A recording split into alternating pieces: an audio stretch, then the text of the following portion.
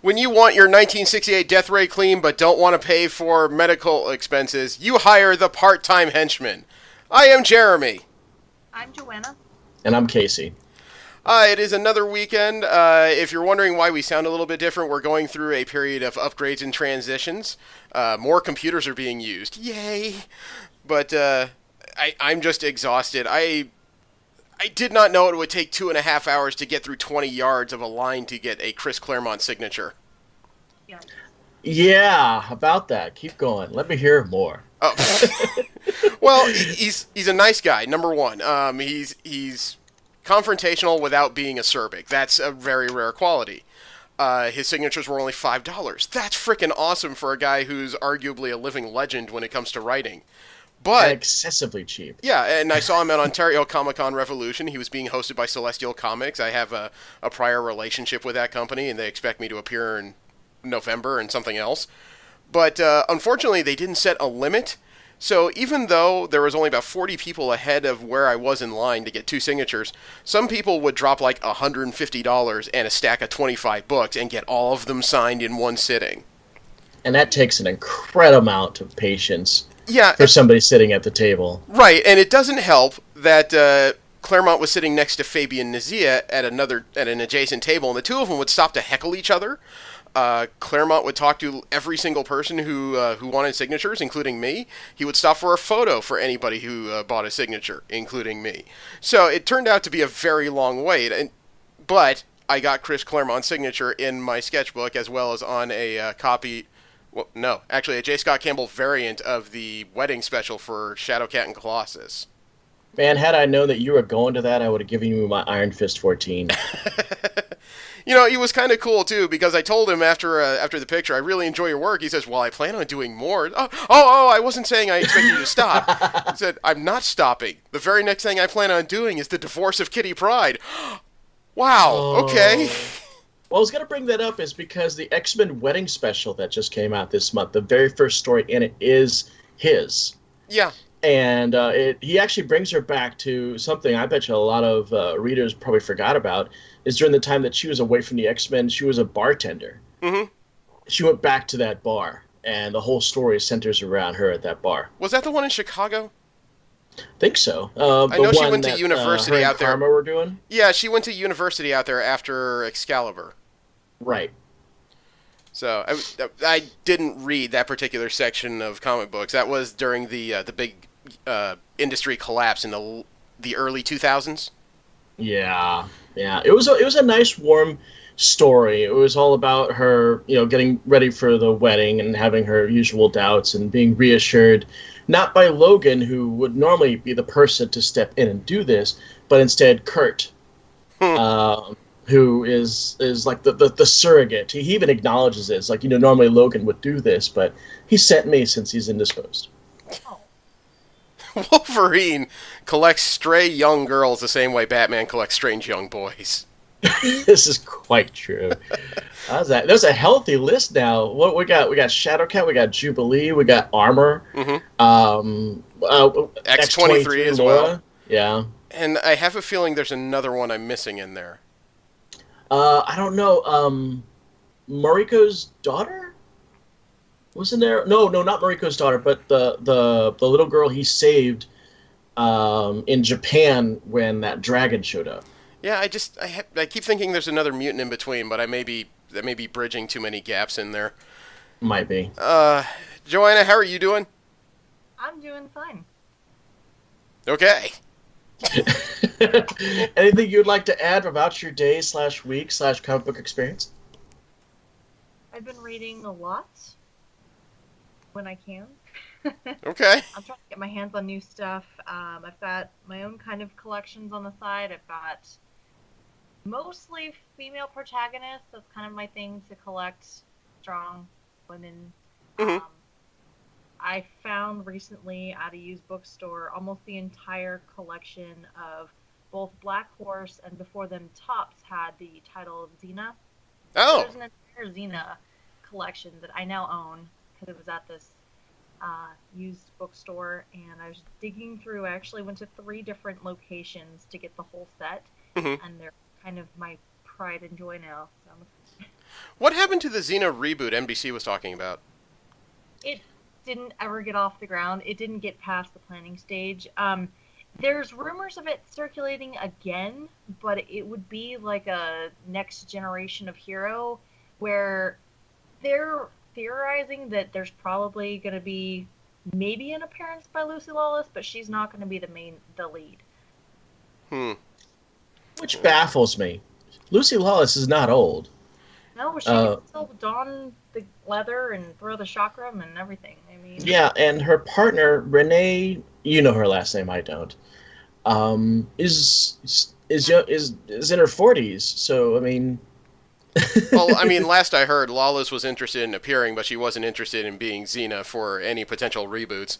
But she was also supposed to be brought on as an EP because, of course, her name is damn near synonymous with that right now. yeah. But that's a whole other issue and story. True. The only other thing I did last weekend was I creeped the hell out of Cat Staggs by accident. Cat Staggs. Cat Staggs, double G. She was an artist in what was it, Wonder Woman 77 and a couple other series. Oh. You know, Okay. really nice lady, but when it's like 9:30 in the morning and here I come, relatively fresh-faced and I'm 40 years old and I just want to see if she has some time, I'm sure she's a little bit skeptical. Or yeah. Well, a little bit. But I struck up a nice conversation. Her daughter was there and her daughter is cute. But, fortunately she had time, so I asked her to do a headshot of the Batgirl of Burnside for me. And she managed to pull it off before the weekend was out. Batgirl Burnside, is that something I don't know about? I don't know how you wouldn't. About 5 years ago, there was... I want to say it was like just before, just after Rebirth started in DC. Actually, probably be before. Batgirl was Barbara Gordon again, except she had lost like all of her Bruce Wayne gear due to a fire.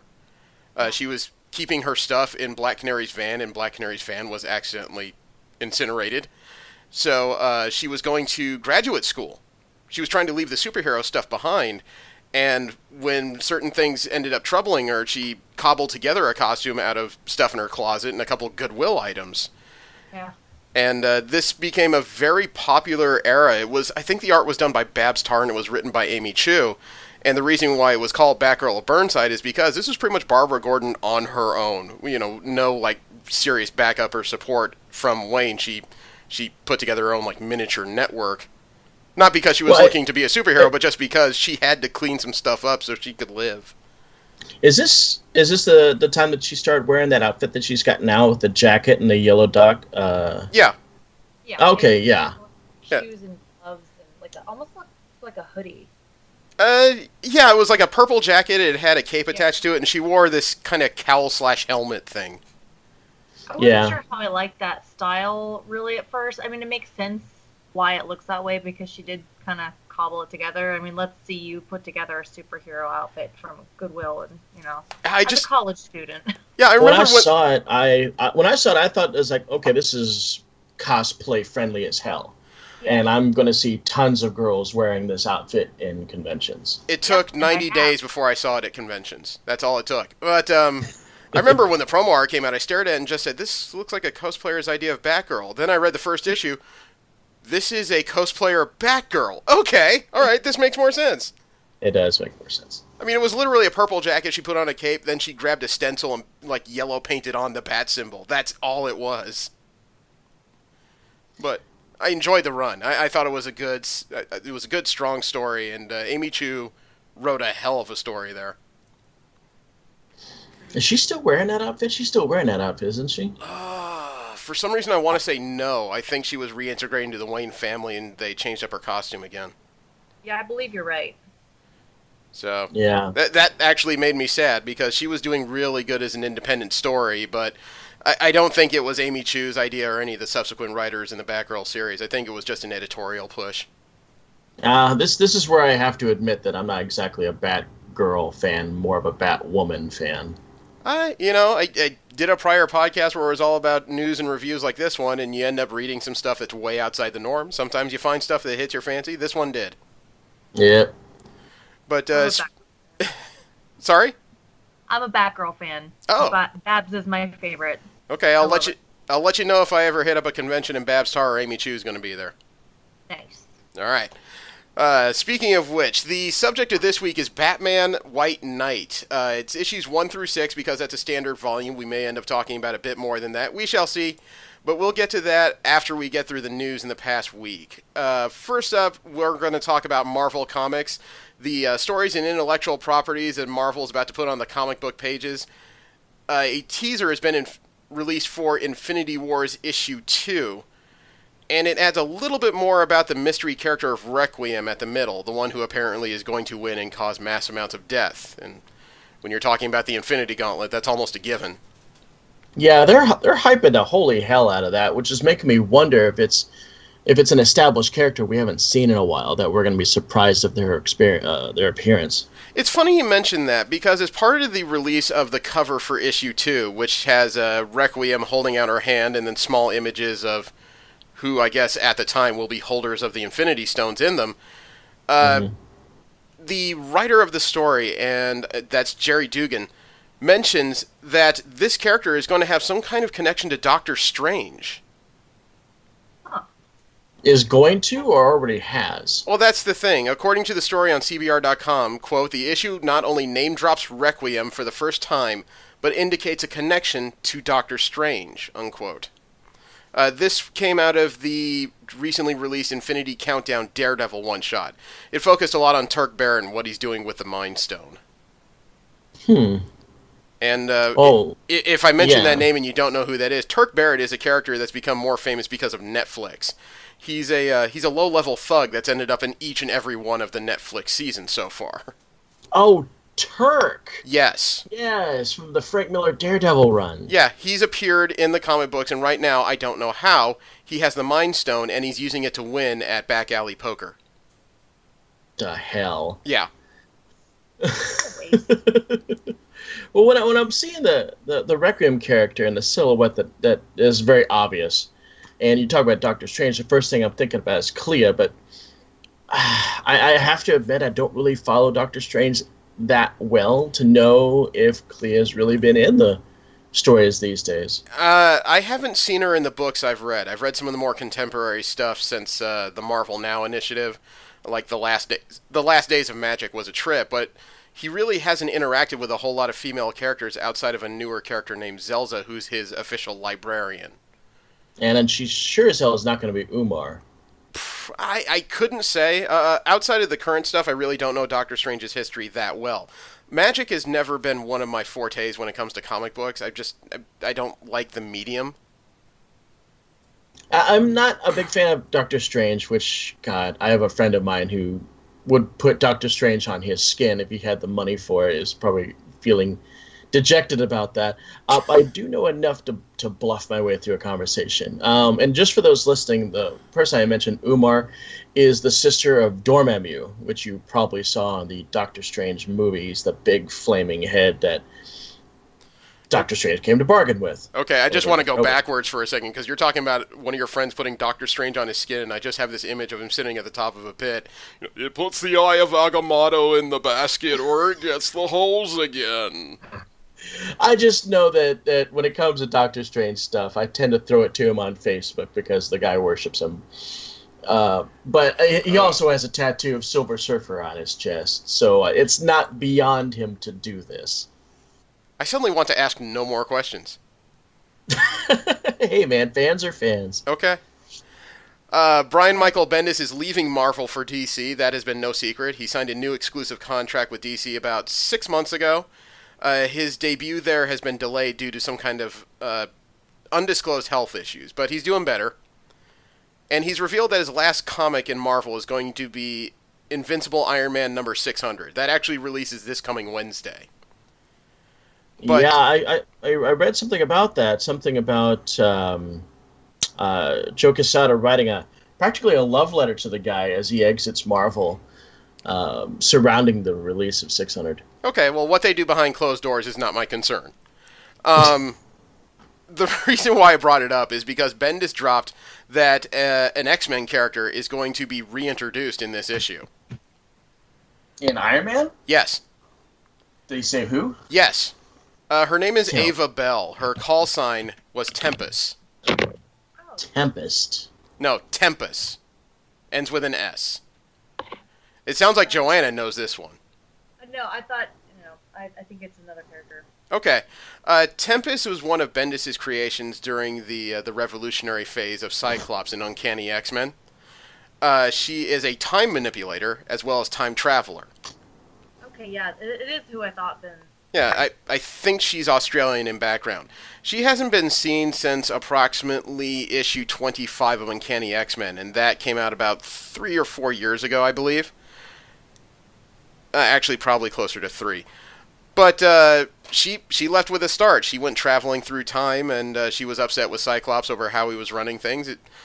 From all indications, the synopsis of the story is that we're going to find out potential futures for Victor Von Doom, Tony Stark, and oh my god, I forgot the name of Ironheart, Riri Williams. Mm-hmm.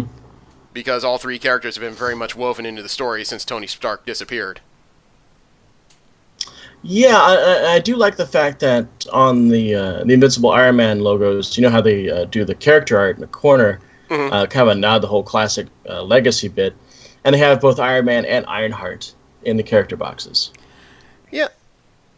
I'm one of the people that I thought the current generation of legacy heroes in Marvel were more interesting than the originals, but I realize I'm probably in the minority on that. It's hard to make that kind of a sweeping statement on so many characters. I can see on a couple of instances where that probably rings true, but there's also a lot of them that just fell short. No, I agree with Casey. There's so many. You can't say, oh, none of them are great, or all of them are horrible, whatever. Yes, I was my agreement. Okay. It's just part of my general attitude about comics. When something changes the dynamic of things, I'm more excited. I'm not one of those who get stuck into ruts, really. I try my hardest not to be that, and as I age, it gets a little trickier. The brain likes to play tricks on you about your comfort zones and whatnot. But I have to say I do like some of the takes. I've always been a fan of Miles Morales. I liked the female Thor angle. I liked Ironheart. But I mean that's about as far as it went. I'm not really thrilled with Amadeus Cho. Okay. Well, speaking of changes, actually, Marvel Comics writer Jim Zub has had his share of detractors recently. He is the man who created and introduced Snowguard. We talked about her a couple of weeks ago. Mm-hmm. She is the new Inuk character that has appeared in Champions. She appeared in issue 19 in an arc where she discovered a villain using the energy of her people's lands, and in the process of stopping them, she accidentally ended up with the ability to take on animal traits and shapeshift. Well, people have been jumping on Jim Zub online, apparently, accusing him of introducing the character at Marvel's direction for the sake of diversity. Okay, that's kind of that's a stupid statement, but go on. All right. Well, Zub had a small interview with CBR.com, and he said, quote, "I didn't cave to any pressure. I wanted to add a Canadian Inuk hero to Champions because I thought it would be something interesting to explore and help fuel memorable stories. Good or bad, that's on me," unquote. And as a correction, he actually wrote this in his blog. He went on to say, quote, is no mandate from on high, and no one is telling me what to do beyond the normal cycle of editorial feedback and approval when it comes to doing work-for-hire comic writing. After 4 years of writing at Marvel, I decided to exert a tiny bit of influence and create a new Canadian superhero. The only agenda I have is a maple syrup agenda, bringing some new Canadian content to the Marvel Universe, unquote. And that's legit. I mean, no, go ahead, Joy. I was just quipping, Canadian, eh? Yeah. Yeah, there's actually more than a few maple suckers working in comics today. They just tend not to flag wave. Yeah, I've heard a fair number of people talking about, forced agendas, the whole diversity thing, it's coming up from on high, it's just all a commercial thing. But to be quite honest, it really just comes down to creative juices. A writer wants to make their mark. Mm-hmm. And if there is a blank slate where you could easily put something, it stands to reason that's where you want to go. So I mean, if there's no Inuit heroes, cool. That means I get to do this. This is my creation. You will understand. This is going to be my big moment to showcase something fresh and new. I don't understand how it's being forced on people when so many writers want that kind of blank slate to work with. Yeah, and he finished out his post by actually pointing out this is not the first character of its type. He said, quote, "Beyond the cultural aspect of Amka Aliak's heritage, I want her to be an ongoing member of the Champions because it shouldn't be a big deal to have her in the mix. And it is a mix. We have a large cast of characters, so Amka won't always be in the spotlight. Danny Moonstar and Forge had similar roles in New Mutants and the X-Men in the past. Amka is not the first and won't be the last," unquote. I love Danny Moonstar. But he has a point. There are characters whose heritage become part of the story, but they're not the overriding story. Right. Of course, you're talking about Danny Moonstar and the Demon Bear storyline. Yeah, well, and Forge and the Adversary. Yes. And just like the experiences and lands of, a fictional African country affect a lot of the things that the Black Panther does and turns out to be. I think it's awesome. I look forward to actually reading about that. Like I said, I'm always into new stories. Yeah. Yeah. I like new stories, and I mean, it's about time there's more diversity in comics, honestly. Yeah, I've never been much into a diversity quota of any sort because I've heard the argument from some people, I just can't read anything where somebody in it doesn't look like me, to which I have to say, I'm half black. Nothing in comic books looks like me. If I have to wait till something looks like me before I can read the story, I'll never learn to read. Right. So- There's some people that are against it, which I was overhearing someone in the comic book store the other day, like, "Oh, everyone gets a superhero now, huh?" And I was looking at, I almost said something. I was like, what are you afraid of? Your Superman isn't good enough, And you know what? That's a good way of putting it. It really does come down to what are you afraid of? Because that's what it is. You're afraid that this gigantic, massive comfort zone of white heroes is going to be somehow diluted if we introduce a Mexican-American named Red Locust into the Champions. I just never understood why race should be an issue. I always thought superheroes were about their ethics and their morals, not about what race they happen to be. Exactly. And this guy was wearing a Superman shirt. I was going to say, yeah, but he was Kryptonian, so he's an alien. If you're going to be xenophobic, do it across the board. Don't pick and choose, right? Well, next time just tell him, dude, don't be so un-Superman. Right? Oh, jeez. Sorry, my cat knocked something over. Your cat is a problem. Look, I've got two. One's Loki and one is Sif. Loki is just clumsy as hell. He's not clumsy. He's just fooling you so you can turn your back and Sif steals stuff. He's 17 and a half pounds and he doesn't know how to my God. like a cat. Yeah. Your animal is massive. Yes. Okay, so before we start talking about feline body mass indexes, Don't you shame him. what is old is new again. Marvel announced this week that there is a brand new West Coast Avengers coming, and it is an ongoing series.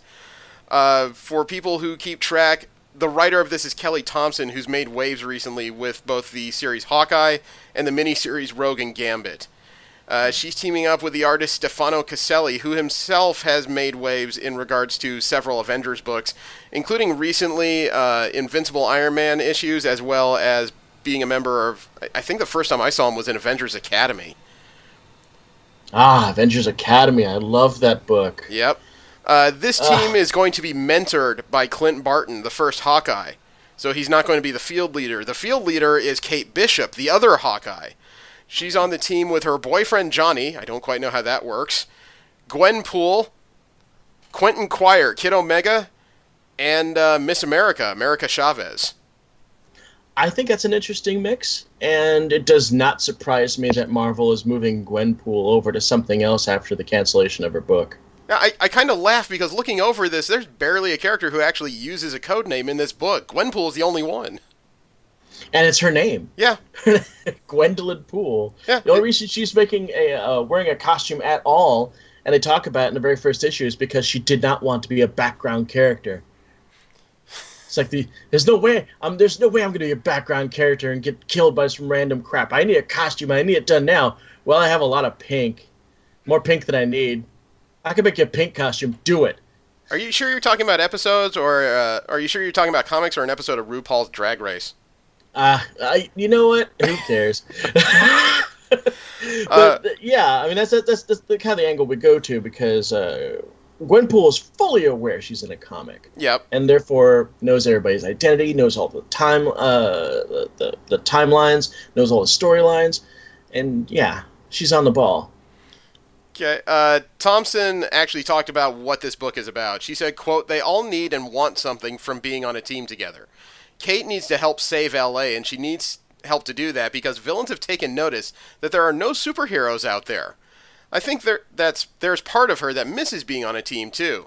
She's been doing her own thing on her own, and that's cool, but she was the one who, with no powers, was like, I'm leading the Young Avengers. I'm the boss," unquote. And that's legit.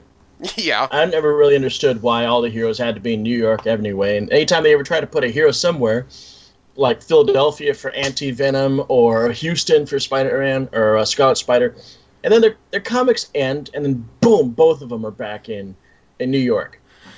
You know, I do and don't get it. I mean, I live out in LA. It's not exactly a place that's conducted to web swinging. You know, not a lot of super tall buildings out here. At least not outside one cluster in downtown. But the problem is, though, when you move characters to different cities, is not the fact that you're using these cities, but you do significantly lower the chance of your characters having run-ins with other characters in the universe. True. I mean, somebody's got to start somewhere. I mean, even if it's about creating brand new villains for the town. Yeah. I just wish that Marvel was... I know New York is synonymous with Marvel, and Marvel stayed in New York, even when DC up and packed their shit and ran off to LA. But I loved it when we had Scarlet Spider in Houston. I'm down here in San Antonio, Texas. It's like, yay, we're part of the Marvel Universe in some kind of sideways way. Yeah. It's just a matter of editorial, and I don't want to say discretion, but convenience, I think. And it's not a matter of whether or not it's good to use these cities. It usually is. The issue usually is trying to make a long-term story outside of New York. That's the difficulty. Because not only would you need your superheroes to be there for a significant amount of time, you got to find reasons for your villains to be there for a very significant amount of time. Hey, didn't they put Eddie Brock Venom out in L.A.? Is he still out there? I remember he was in San Francisco for a while. I don't know where he's based now that he's in his new volume. Yeah. All right, moving on. Okay, it's actually kind of interesting that you bring up spiders. Marvel is teasing some kind of new event in late 2018 called Spider-Geddon. I wonder if it's a permutation of Spider Island, or, hey, pick your spider. I do not know, and I say that only because it is a single black page as an ad with white text that says Spider-Geddon is nigh. Fall 2018. That's all it is. Yeah, I have no information. Wish I had some kind of speculation on that one, but, man, I'm drawing a blank. Yeah, I've got nothing beyond that. I mean, the black and white may be a hint, but we already know that as of the next issue of Amazing Spider-Man, he's getting a black and white costume again. Yeah. I don't know the exact reason, but I know he's getting black and white. Yeah, it should be worth noted that it's actually a different black and white costume this time. The pattern on it is different. Yeah, it's updated, but still, for him to wear black and white, something significant had to have occurred. Yeah, last time we had him in black, it was during the Back in Black storyline, where he went super hardcore. You know. Yeah, I'm still pissed over the Brand New Day storyline that took him out of that. Yeah. You know, It was an awesome suit. Sorry? Do what now? It was an awesome suit. It wasn't just an awesome suit. The story that put him back in it was intense, and it was emotional, and it created a brand new benchmark. But I don't know if it was because of fan outcry or because certain writers just like the idea of a Spider-Man that hasn't had to go through divorce or something. They just decided to find a way to unwrite all that, and it pissed me off for... Well, I was going to say just for years, but it's pretty much pissed me off eternally, really. There's been a lot of outcry about Spider-Man, not only with Brand New Day, but also during the storyline The Other, when they up and changed a lot of his powers. A lot of people were like, really, hey, this is cool, this is a great thing. And then, of course, the traditionalists are not a fan of his ability to stick.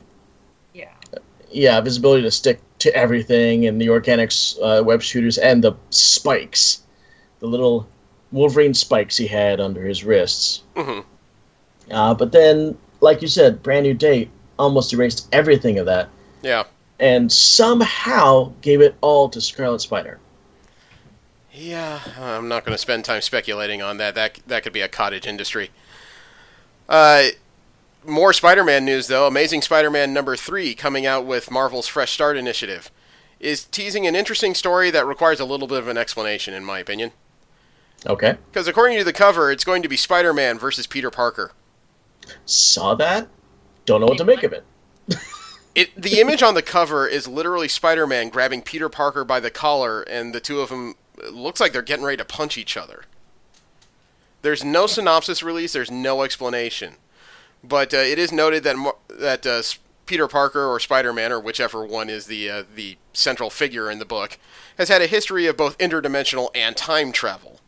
For all I know, this could also lead into the Spider-Geddon storyline. Maybe this is another case where multidimensional spiders are everywhere. Or it could just be a filler story where he argues about his own sense of identity. I was just going to say, yeah, existential crisis again? You know, this is one of those cases where I almost wish there was just some kind of universal therapist for superheroes. That would almost be an interesting book in and of itself, to read about all the weird crap these people have to live with. That would be Doc Samson. I would go into that field. Yeah. Doc Samson was doing that for a while, and I have no idea what happened to him. Is he dead right now? No, he's alive. Okay. The thing is, though, to be a therapist in the Marvel Universe, I'm pretty sure you would have to have a very large credit account at IKEA. You would probably lose a coffee table every 35 minutes. Yeah, Doc Samson's actually in the MCU, although we haven't seen him since the Hulk. Yeah. Haven't seen him since that whole depowering phase the Hulk went through when he was infected with extremis. I don't know how that turned out. I don't know either. Last up in Marvel comic news, we have new details about the latest X-Men event, Extermination. This is an X-Men only event that's currently being teased in the back of several issues of X-Men books through July. And the storyline is basically, for those that don't know, the current roster of X-Men Blue is primarily comprised of the original X-Men from the 1960s. Young versions of Marvel Girl, Cyclops, Beast, Angel, and Iceman, who have been brought forward to the present time originally to try and talk Cyclops down from his revolutionary ways, but now that storyline is over, they're just kind of sticking around for unknown reasons. Or, actually a myriad of reasons, but that's not pressing right now. The storyline in Extermination is basically going to be that these people have been in the future so long that time is starting to unwind behind them. You know, they've been in the future so long that time is slowly starting to adjust to the fact that these characters were not present for the events that they're supposed to have taken part in from the 1960s to the present. So things are about to go off the rails. And this makes me wonder if this is going to be the event that separates them from the proper timeline, therefore making them almost like brand new characters where anything goes. Yeah. It's hard to describe, really, because this is a whole Mobius strip of implications as far as time travel, quantum mechanics, and, the effects of history. But, it's also one of those cases where, again, the X-Men somehow have monkeyed with time to the point where things are almost broken. Again. The X-Men truly are synonymous with time travel. Yeah. More notably, this has come to the fore with a proposed cover for Extermination number 2, where all 5 of the young X-Men have tattoos on their faces, dressed up as hounds from the Days of Future's Past storyline, and Ahab is holding their chains. Yeah.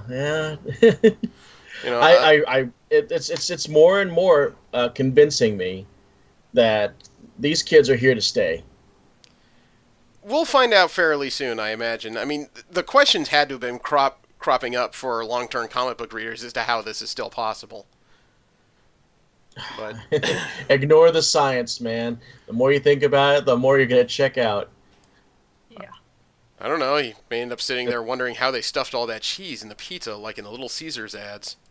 Oh, good God. See, I'm almost sad you know what I'm talking about.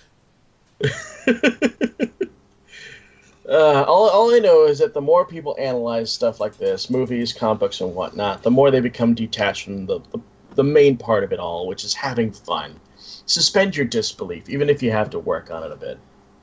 I suspended my disbelief quite a lot. I mean, though Zack Snyder stretched it pretty far. Well, yeah. About the time I figured this wasn't for... upset about that. About the time I figured out this wasn't for me was Teenage Mutant Ninja Doomsday. Oh my goodness. Oh God, I'm glad I'm not the only person that thought he looked like Donatello popping out like that. You want to know what it looks like when one of your turtles gets its hands on Viagra? There it is. Oh God, that was so disturbing. Moving forward here, we'll talk about DC Comics. We'll talk about the other major company and their characters and storylines coming now and in the near future. I don't know where this rumor started, but there's been a persistent rumor that DC Comics is headed for another reboot. I know. I mean, Rebirth just started, like 18 months ago? Oh my God. They need to cool it. They need to go to therapy. Come on, Joanna, say what you want to say. No, it's hard to keep up. Like, I almost stopped reading after, actually, right when Rebirth happened. I was like, wait, you're going to erase everything and rewrite it again? And that was, no. Okay. Stop.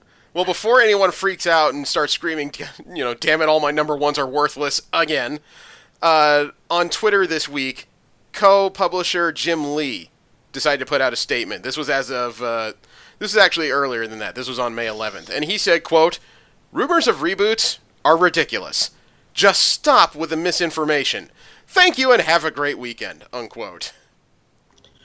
Yeah, it seems to me like trying to do another reboot would not work out in DC's best interest. Right now, of all the reboots that they've done in the past 25 years, the one that's had the most positive response has been Rebirth. They just need to take the reins and write it out. I don't know about the most positive response. It's the best one they've done lately. I think Crisis on Infinite Earths did wonders for them back on the 80s. But unfortunately, it seems like every time they hit a serious amount of writer's block, they just tend to sweep the board and have another weird event that rewrites things again. I was not a big fan of Zero Hour. I wasn't really a big fan of Flashpoint and New 52. God, I was not a big fan of New 52. I didn't dig Flashpoint. I gave him... Well, actually, I liked Flashpoint as an event. New 52, I gave him serious credit for really trying something different. It didn't always work. I mean, there's a case to be made for giving yourself room to change things, but there's also something to be said about moving too far from the things that made you great. Right. And in the case of New 52, they went from changing a few things to really taking a far step away from everything that they have established prior. Right. When you're trying to simplify everything, there's going to be a lot of concepts that are going to heavily suffer. Yeah. And one of those, obviously, was during Infinite Crisis, was Power Girl. Mm-hmm. DC just finally threw the pages up in the air. So, well, you know what? Screw this. We just can't rewrite Power Girl again. She really is from an Earth 2 that doesn't exist. She really is from the previous Earth. This is your Power Girl. Yeah. And then New 52 came by. Let's simplify her. That Power Girl lasted, 3 years? And they ditched her completely. Yeah. Yeah. I will say, though, that the truth version of Superman from the New 52 is definitely my personal favorite. Are you talking about the one that died and was absorbed into the current Superman, or are you talking about Superman right now? Technically the one that died. The storyline where they depowered Superman and he had to learn what it was to be a hero without being nigh indestructible, that was actually pretty compelling to me. I thought he learned to be a person. When he was absorbed into the post-crisis Superman, and I know that sounds dirty, but yeah, that's what happened, I was actually kind of sad about that. Well, when they killed him off, and then not more than 2 months later, they killed off Lois. Yeah. Even though I was not a fan of 52, and I really wasn't, I did think that was a little abrupt. I did think that, you know what, we're tired of writing this, we just can't do it, we're just going to outright kill them. I thought that was a little too abrupt and too brutal for DC. So the idea that they brought him back, kind of, and he still kind of does exist, but at the same time we've got our classic Superman, it actually does sound like that's probably the best way they could have handled that. Opinions vary. Yeah, I'm not a fan of Superman in any capacity. He's a walking plot device. Yeah. In my book. Oh, yeah. I don't know. Just something about him always bugged me. And no offense to the people out there who genuinely like Superman, he was just so boring and one-dimensional. And every incarnation of him that DC has ever come up with is still just, it doesn't do anything for me. It's like, yeah, you're still boring. Come back when you've got some flavor. You hear that, Superman? Come back when you've learned how to cook hibachi. Right. DC's also announced a new miniseries by Scott Snyder, and the artist is Aaron Gillespie, a relative newcomer. They're doing a New Challengers miniseries. This is Challengers of the Unknown you're talking about. Yes, but the miniseries itself is called New Challengers. It is based on the original Challengers of the Unknown that debuted in 1957. I don't know what the team is supposed to be now that Rebirth is started. I mean, I read Dark Knight's Metal, but that series was still pretty hard to get through, and I admit I didn't pay a whole lot of attention. According to Snyder, the first issue of New Challengers launches this week, and they're going to explore some of the greater mysterious and ancient forces operating in the multiverse, which can only have changed even further now that they've broken the source wall in DC Comics. Yeah. And that makes sense. I mean, that's really what the old Challengers of the Unknown were. I mean, it was an engine for DC to tap into the adventurer, like Johnny Quest and whatnot. The whole idea of the astronaut hero, going out and discovering the unknown. So, yeah, I mean, I'm retro enough to enjoy that. I might check that out. Yeah, I might look at it. I've always had trouble with adventuring comics. It's just not a genre I've enjoyed personally. It's one of the reasons why I've always had trouble picking up Fantastic Four. No hate against it, it just never clicked for me. It's, for a lot of people, it's a retro nostalgia, a nostalgia that never really existed for you, but it's old enough, and you're like, hey, I want to check that out. But you definitely hit the nail on the head. It is absolutely what Fantastic Four was. All right. Well, DC's also changed the schedule of Doomsday Clock again. There have been multiple changes since before we started doing this show. Doomsday Clock 5 and 6 in particular, they've changed schedules about 3 times now. It was originally solicited on July 18th. On May 1st, DC revised the date to August 29th, a serious delay. The publisher apparently has resolved whatever issue they've had. Now they've just announced that Doomsday Clock number 6 is back to a release date of July 18th. And that's a rare thing. Yes. For them to do a shuffle like this, but then go right back to the original schedule, I don't think I've ever seen that before. I can't recall it myself, and I don't know if this is an editorial problem, if somebody was sick or had some kind of familial problem and they had a creator issue. I really don't know what's happening. I'd like to say that the comic book had to have been written before they started going to artists, so I don't know what's going on. I don't know. I mean, all I really could give you right now is speculation. Yeah.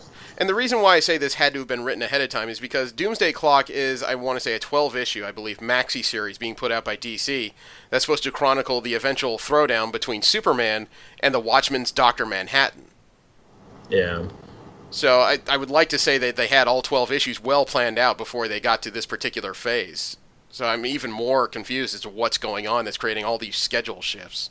Yeah, you say stuff like that. You think that like large event issue things would be completely planned out, but damn if that doesn't happen that often. Case in point, that Hydra Cap thing. Marvel had no idea what they were going to do about ending that series. That's even before the whole Nazi Cap hoopla started up. Oh man, I hated that story arc. I was not a fan of it.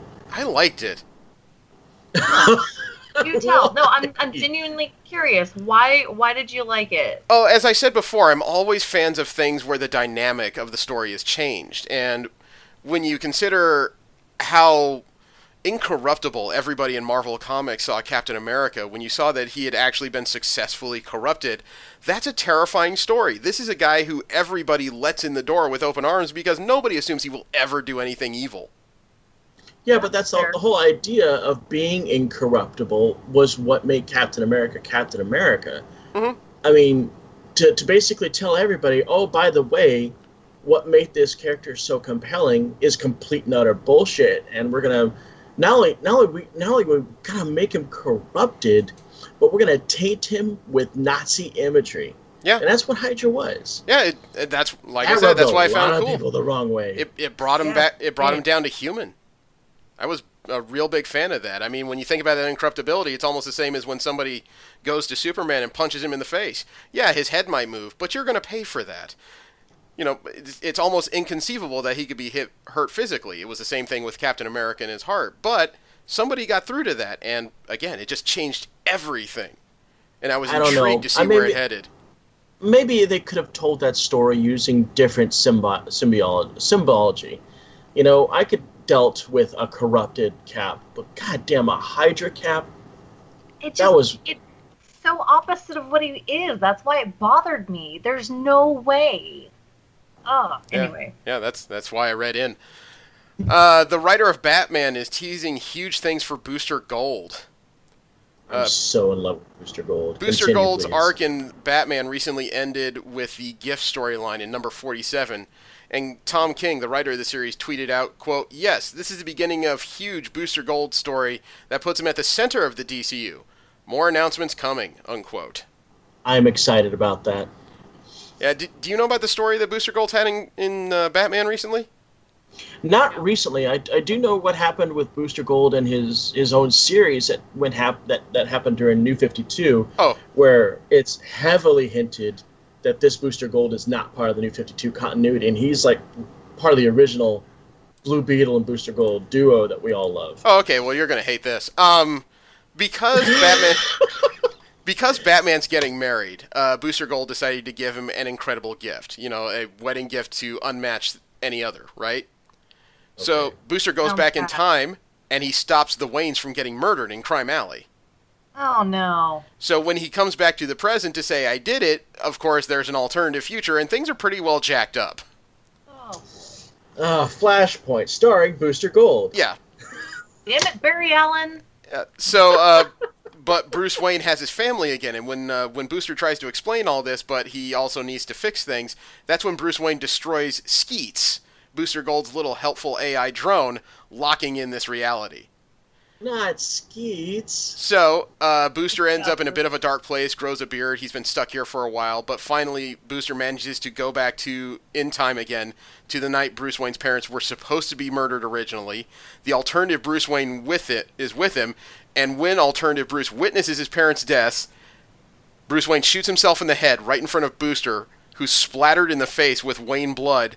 And then as events are playing out in the alley, Booster is in the corner just kind of mumbling to himself, trying to clean the blood off of his goggles. Because as he kept saying over and over, he can't see anything but the blood.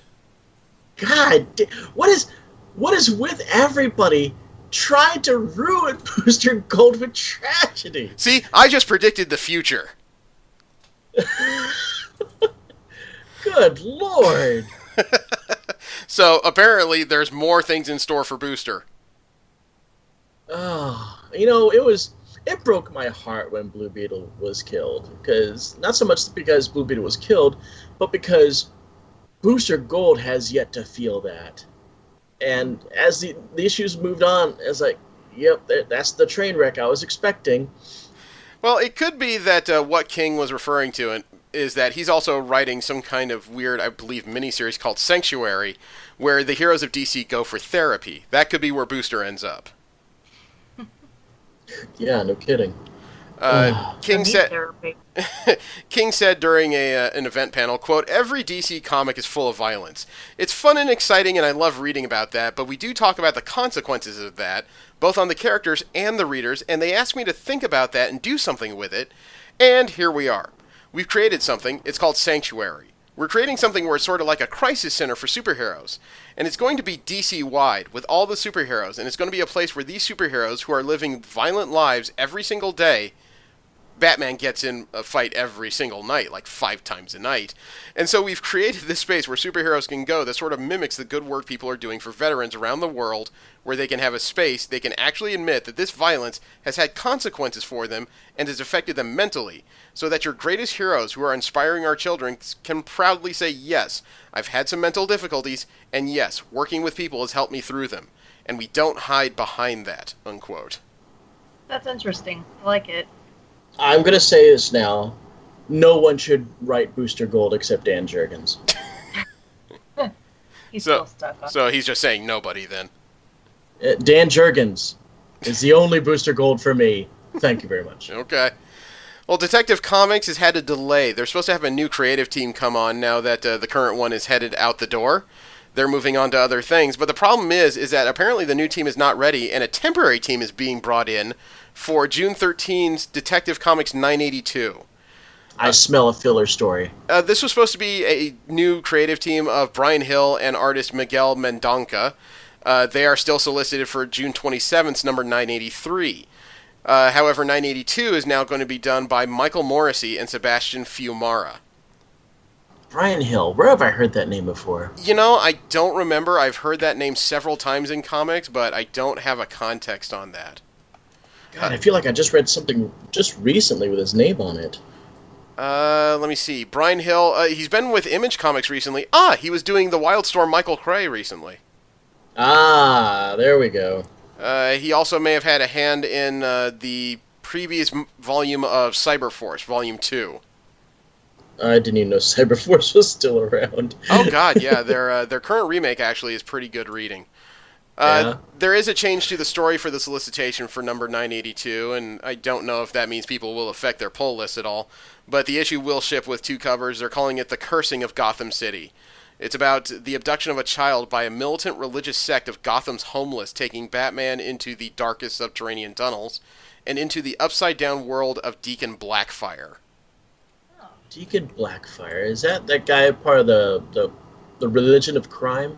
That I really don't know. I'm not familiar with DC's like B and C list villain pantheons. Yeah, that's definitely what they are. Well, Scott Snyder decided to drop a few more hints about what in the hell the Joker is doing on the new Legion of Doom starting this summer. Oh, good. The writer of Dark Knight's Metal also taking over this particular series. Ever since this roster's been announced, people have been wondering, how is the Joker playing with others? And the usual answer is, he doesn't. Not at all. Yeah. But he is on this team that's being led by Lex Luthor that also holds Black Manta, Gorilla Grodd, Cheetah, Sinestro, and the Joker. Pretty much DC's all-stars when it comes to villains. Yeah, Legion of Doom. He said Toy Man. He said that the Joker's going to have a very specific role. Snyder explained that Luthor's reasoning for putting the Joker on the team, as Luthor seeing the Batman's nemesis as his partner, is, quote, Luthor has the vision of all of a sudden of what we're supposed to be as a species, and he sees the Joker as a great inspiration in the story. Joker is almost a touchstone for Luthor to go back and say, am I doing this right? Does this bring us closer to what we're supposed to be? Joker gleefully plays that role, unquote. Now I'm more fracking confused. I am too. That brings me no closer to realization of what's going on here. Yeah, because I would think that the Joker is like the polar opposite of where we need to be as a species. Well, no, he's just the more extreme type of person that'll do whatever it takes to get something done. He has no moral compass. I understand that, but, you know, usually if you're headed the right direction, the Joker's going to get angrier, and if he gets angrier, all that means is he's more likely to kill the Legion of Doom than do anything else. Exactly. Wild card. Meh. It's just so odd. I do not have a hard release date yet for Legion of Doom. However, the new Justice League by Scott Snyder, Jim Chung, and George Jimenez is due out June 6th. Just about 2 weeks away. I'll pick it up just for Sinestro. Okay. Well, the Super Sons, even though their recent ongoing series has been canceled, they're going to get a 12-issue maxi series soon. It's not called cancellation. Yeah, DC Comics has announced this, that Peter J. Tomasi will be writing the 12-issue maxi series, calling it Adventures of the Super Sons. The first issue is apparently scheduled to hit stands on August 1st. There's been nothing announced as far as art or what the synopsis of the series will be as of yet. You know, I don't have a problem with the concept of the Super Sons. It always seemed to me to be like I don't know. It's almost like they're just not old enough to be Teen Titans, but they're not exactly young enough to just sit in chairs and be quiet. Let alone, Yeah. let alone you have Nothing young about John him. Kent, who's a Kryptonian. Good luck trying to ground that boy. Yeah, there's just nothing to really capture my attention on that. Again, I think it's because it's Superman. Do we care? No. I'm not really interested in Super Sons whatsoever. Yeah. Well, how about the Sync Atlantis crossover? I don't know enough about that. I saw some promotional imagery for it. Well, it is a 2-issue crossover coming out this August that brings the world of Aquaman directly into the sights of the Suicide Squad. It's being co-written by Rob Williams and Dan Abnett, one of the guys who made the Guardians of the Galaxy famous recently. The art's going to be by Jose Luis and Vicente Cifuentes. It centers on the Suicide Squad's latest mission to Atlantis. They've discovered something that Amanda Waller wants, which usually means Atlantis is not going to be too keen on giving it up. If I'm not mistaken, didn't Black Manta join Suicide Squad recently? I do not know, honestly. I don't read Suicide Squad with any great regularity. I keep trying different volumes in different eras, and I find very little of it that keeps my interest. There was like a 4-issue arc about 10 years ago that I tripped across, but I was kind of pissed because the artist had to cut all of his storyline short because he suddenly got reassigned. Not the artist, the writer, sorry. I've always been a little cranky about Suicide Squad, and I don't think it really has anything to do with its quality or not. I just know that because Suicide Squad exists, that's the reason why there isn't a decent Secret Six issue out there. Okay. Well, New Superman and the Justice League of China has been canceled as well. Darn. Issue 24 will be the final one in the issue. The artist and one of the creators, Bernard Chang, confirmed it on Twitter. Chang did say he was honored and proud to be part of this 2-year run. It was believed that the title was close to being canceled for a little while, and the solicitations for issue 24 mentioned that the team will prepare for their final mission. That does not surprise me, although I hope that some of the characters in that book see life somewhere else, especially Flash. You know, I thought New Justice League was the right concept with the wrong name. I mean, these are interesting characters, and the mechanics in it are pretty cool, but as soon as you start calling them, you know, the New Superman or the Wonder Woman of China, you've automatically made them knockoffs. Right. Yeah. You know, if these were standalone heroes, I think this would have been a much more interesting story, but it also has a second knock against it when it comes to the general comic reading public, in that this is a book full of, you know, Asian characters in a very non-American or non-European even setting. And I'm not saying that's a bad thing, but you got to get it through the heads of readers that sometimes they just got to try out something different. I guess I just figured that if they had legacy names, that a niche book like this would have more life. You know, they've tried other things like this, Big Hero 6 being one of them. It struggles, especially with an American audience, and that's where the majority of the money is really going to come from. I get that. It just seemed to me that the attempt to make them similar to the Justice League was a double negative. I mean, American or European readers are going to look at this and say, well, that's just Asian versions of. And then when you give it to Chinese readers, I don't know if they'd be honored so much as, why can't we have our own guy? Yeah. I don't know that... Well, you know what? I don't really know how I can really have an opinion when it comes to that. I am not an Asian man, so I will refrain. DC Comics has also announced the newest set of Looney Tunes crossovers. About a year ago, DC crossed over 4 of their characters with 4 Looney Tunes characters, and it was met with some success. The most popular one being Batman and Elmer Fudd, believe it or not. I know. I read that. That was actually amazing. DC Comics has announced the newest set of crossovers. First one is Catwoman and Tweety and Sylvester. I can see that. Harley Quinn and Gossamer. I have no idea who Gossamer is. Gossamer was the bizarre orange monster that hung around the Witch Hazel. Oh, the big hair monster. Yes, the one that barely spoke in any episode of Looney Tunes ever. Wow, he actually has a name. That's new. Okay. Yeah, according to the story, a giant crate washes up after a storm on Coney Island, and Harley breaks it open and finds a beast inside. Those are some of my favorite Looney Tunes. I love Witch Hazel. Okay. The Joker and Daffy Duck. I saw the art for that, and I have to say the Daffy Duck art looked a little off. I think it's just because if you're trying to draw Daffy Duck in a Batman comic kind of way, it makes him stand out big time. I agree, but the last one, I don't know. I think I nearly had acid reflux when I when I read the concept of Lex Luthor and Porky Pig. Why? Oh, good lord.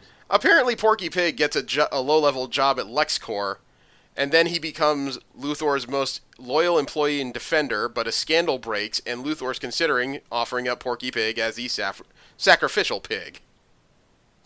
You know, this reminds me of that Hanna-Barbera crossover that happened recently. Was that DC or Marvel that did that? That was also DC. However, DC Aquaman and Jabba Jaws makes a lot more sense to me than most of these one-shots. Oh my god.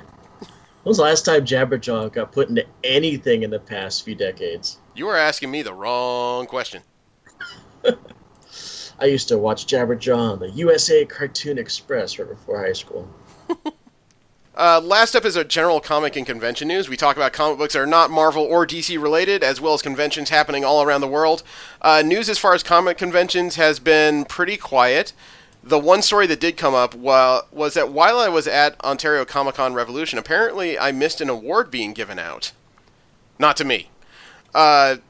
Stan Sakai, the creator of Usagi Yojimbo in old Teenage Mutant Ninja Turtles books, he's received the first ever Joe Kubert Distinguished Storyteller Award. They gave it. Weren't we talking about that just last week? I don't remember. The award was given to Sakai for his over 30-year contribution to the comic book medium, for which he's most famous for Usagi Yojimbo. Usagi Yojimbo is a masterless rabbit samurai that wanders in his own home world in comic books. Sakai started writing professionally and drawing his own characters in the inaugural issue of Albedo. It was chronicling the adventures of Nilson Groundthumper and Hermie. The next issue would feature his most famous creation. Wow. I mean, I haven't read much of his stuff personally. I've never been much into anthropomorphic books, but I gotta admit, if you've been around for 30 years and everybody remembers you for your own personal creation, not for work for hire stuff, that is damn impressive. Oh yeah, I mean, whatever mark you leave on the industry. Yeah. It's funny that you talk about marks on industries, because one guy who's made a serious mark in one industry is trying to do it to another. Jim Cornette is a professional wrestling manager, booker, and promoter, and he is now producing his own comic book. It's called Behind the Curtain: Real Pro Wrestling Stories. He's producing stories that apparently are semi-autobiographical tales about things that actually happened backstage at professional wrestling shows. He's working with the creative team of Brandon Easton and Dennis Meddy, who did the Andre the Giant Closer to Heaven graphic novel. It's being put out by IDW Publishing. He's telling the real-life stories behind the stage sport of wrestling in a true-life Twilight Zone format. It was launched on Kickstarter with a goal of $25,000. Behind the Curtain last reported at over $60,000, with a little under a day to go in their Kickstarter. I am interested in reading this. I've been a professional wrestling fan for a while, but just the idea of some kind of behind-the-scenes view is intriguing to me. After all, it's the... I'm sorry? I was like, I mean, it's not my thing, but it could be cool. Well, you know, when I was growing up as a kid, like way back in the 80s and 90s, it was about as close as you had to real-life superheroes. You know, you could argue it was that weird Japanese Spider-Man Super Sentai show, but no, that really wasn't anywhere near real life. I mean, both mediums are about the same. You've got over-muscled guys with very little clothes trying to solve problems with their fists. With corny one-liners. Yes. See, it all comes around again. It's fair. One of the more infamous comic writers out there, Neil Adams, has recently been accused of plagiarism. Huh? Yeah, have you ever heard of a creator, Mike Netzer? Vaguely. Mike Netzer was known professionally as Michael Nesser. He alleges that he co-created Miss Mystic. That's a character that Adams developed for Pacific Comics and then published eventually under Continuity Comics. He says that Adams erased his role in the character's origin and used his artwork without credit for the first issue. Yeah, wasn't that back in the 70s, though? 1977. Yeah, he's a little late to the game there. Yeah, Neil Adams has come forward and denied all 36 of Netzer's allegations. I think Netzer just needs some new medication. Well, according to Netzer, he and Adams co-created Miss Mystic for DC Comics back in 1977, but plans fell through. Then Netzer took a break from comics, during which time Adams was invited to create a series for Pacific Comics, under the stipulation that this was all Adams' work and not a studio effort or collaboration. Netzer's... Sorry? No, I was just going to say, I don't know what he's really hoping to accomplish here. I mean, it's not like Miss Mystic made any money. I don't know. According to his statement, quote, Netzer said, quote, "Considering that my presence in comics was becoming scarcer, you, one of the more influential artists in comics history, lauded for championing creators' rights, decided to do something that rubs the grain of everything you stand for. You decided to wrench away from me the character I had created and claim it as your own," unquote. I have to say, I'm a little skeptical.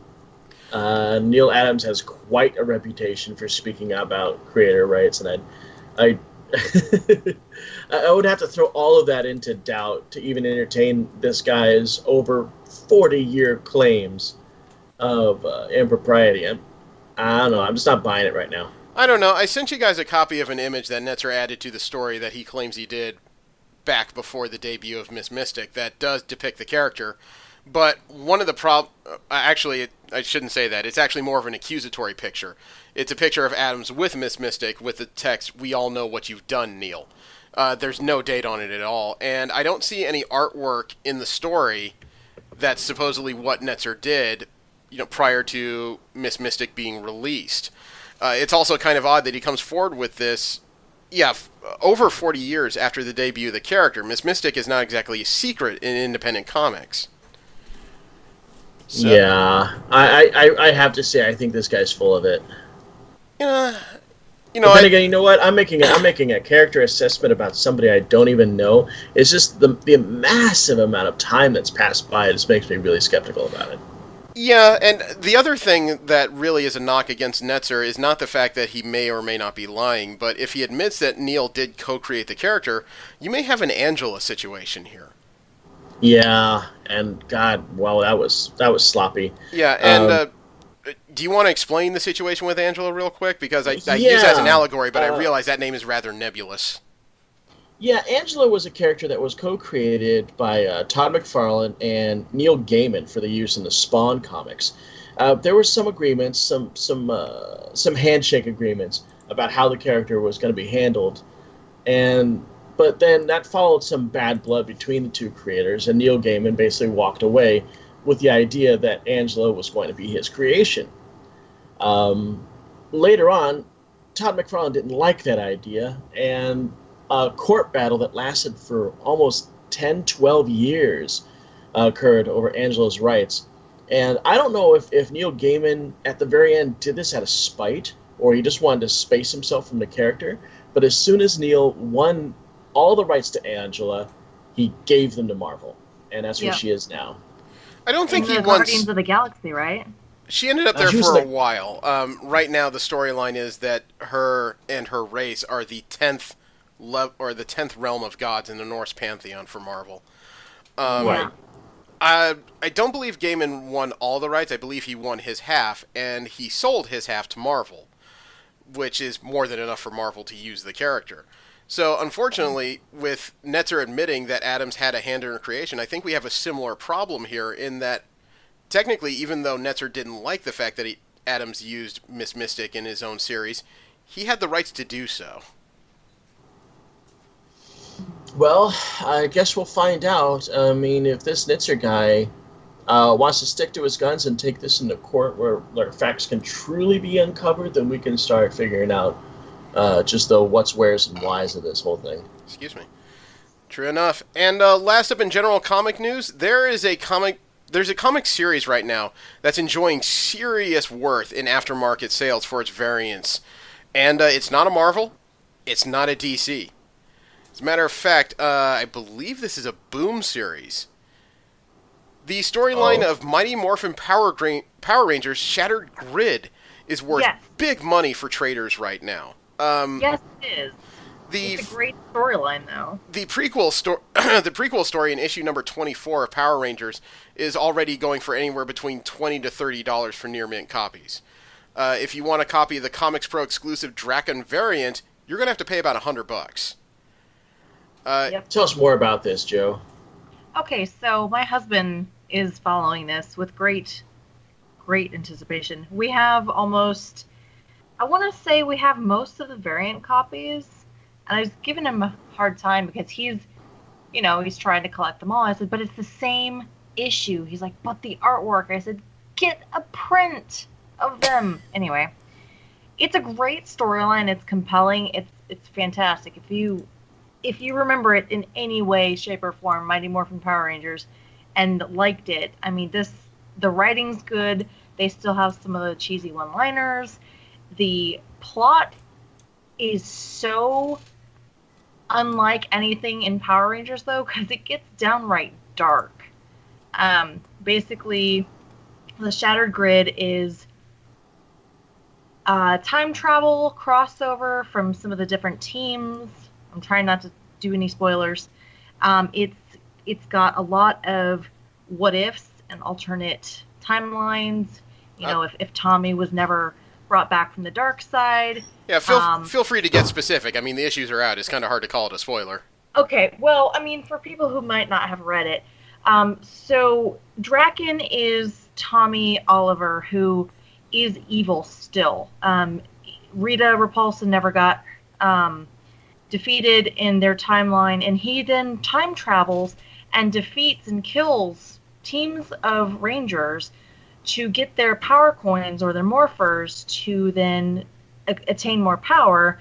There was actually a movie-style trailer for the event in which the original actor, Jason David Frank, who played Tommy Oliver, is Drakon. They dress him up, they put him in the suit, and it's creepy. It's great. And then he has these sentries and soldiers that look like they're in armor versions, like almost like an Iron Man armor version of each Ranger. So there's like the black squadrons, the pink squadrons, the guards, they're all in red with kind of like a cloak.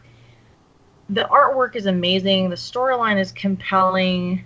And I actually got pulled into it, like I said, because my husband was collecting them and he wanted someone to talk to about them. So he's like, hey, read the issue. You're behind 2 issues. Go read them. But I highly recommend it. I mean, I didn't think I would like it at first, but it's pretty awesome. Okay. Well, right now the aftermarket on these, the variants are generally going for anywhere between $13 to $100. The big money one right now, though, is I believe it's one for every 25 issues, Lord Drakon Chase variant, currently going for $67 to $109. But if you shelled out the extra money for the limited signed Jason David Frank Drakon variant, that's worth about $200 right now. Yeah. Nice. I got that for his wedding gift. I bought it from the Jason David Frank website. Mm-hmm. It's photographed. It's framed actually right next to the desk I'm sitting at. I'm looking right at it. You should put a sign in underneath it. In case of financial emergency, break glass. Right, yeah. No kidding. I love the fact that Jason David Frank has completely embraced his Power Ranger past and is willing to do almost any project connected to it. I was particularly thrilled when he did that short that Bat in the Sun did of Green Ranger versus Ryu from Street Fighter. Yeah. And they made that badass Green Ranger suit for him, which I believe he got to keep. Yes. I think that was part of his contract or something. I don't know. I'm not the biggest Power Rangers fan. I skip in and out of the comics occasionally. I may dig back into this now that it's out and I can read it with some impunity, but we'll see in the future. I just had to bring it up because when variants for independents go for this much, it's a notable thing. For sure. I'm a fair weather fan. I think when it comes to Rangers, I can best be described as I'm a 6th Ranger fan. Yeah. Okay. I'm definitely a fan of the specials. I think you'd like this one then, Casey, because Yeah. I mean, it's not only just time travel. You see some of the other teams, like from the later generations, but you also travel to like a post-apocalyptic universe where Rita has taken over. Goldar is like one of the heads of like the Earth. Some of the Power Rangers have died, original cast, and so some of the current team in our world get pulled in, and they're talking about how the other team members died, and it's gut wrenching, but it's also compelling. So I mean, it's definitely not the cheesy, you know, corny one-liners. Hey, do good, kids. Volunteer at your community. But it's written for a darker time and for mature adults that had been those kids that watched it on Saturday mornings with their friends, you know, eating cereal in front of the TV. Like I Well, would. then I have to ask, and since you're the expert on this one right now, who comprises the main team for the Power Rangers comic? Okay, well, I was actually happy that they had Trini because she's one of my good. favorites. And they I think that they capture her very well, her character very well. They have Billy, Trini, Jason, Kimberly, and Tommy. No, Zach? Any? Oh yeah, and Zach. That's the sixth one. Okay. Okay. Yeah, I was See? counting. I'm no noob. I'm in it. Well, that I sounds like they have all the originals. I'm sorry. And it sounds like they have all the very first Rangers. Yeah, the Mighty Morphin team. That's Okay. the original series. I mean, before Nickelodeon got a hold of it, I feel like the writing was better.